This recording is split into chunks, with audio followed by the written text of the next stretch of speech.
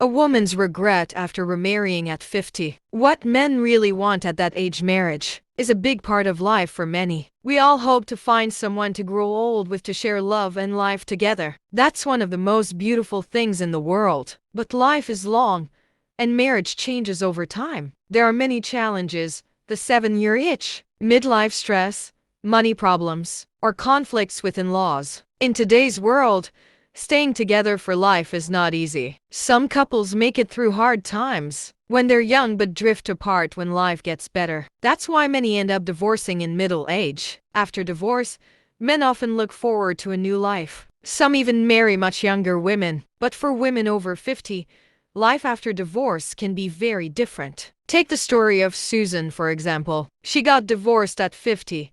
Her marriage had been empty for years. Her husband had met someone younger but didn't want a divorce because it would cost him too much. For 10 years, they lived like strangers, same house, but separate lives. When their children grew up and moved out, Susan's husband finally filed for divorce. He remarried soon after. Susan decided to live alone. She thought she would help when her son had children, but she learned that young couples today often prefer not to live with in-laws. Susan built a quiet life. She woke up late, cooked for herself, went shopping, and joined a dance group in the afternoons. People who knew she was single introduced her to a man named John.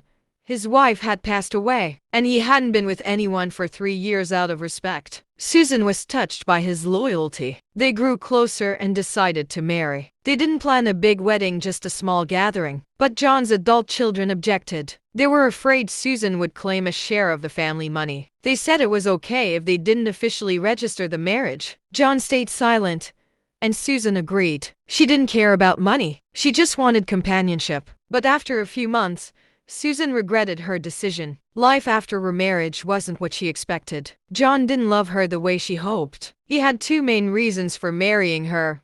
First, he wanted someone to take care of him, to cook, clean, and manage the house. He never helped and saw it as her duty. Susan felt like a maid. Second, he wanted someone to talk to at night. But after chatting, he would fall asleep, leaving Susan feeling lonely and unseen. She felt used and unappreciated. John and his children also watched her carefully, afraid she would take their money. So Susan decided to leave. She moved out and felt free again. Her story teaches us, if you remarry later in life, be careful. Don't settle for a man who doesn't truly love you. It's better to be alone than to be lonely in a marriage.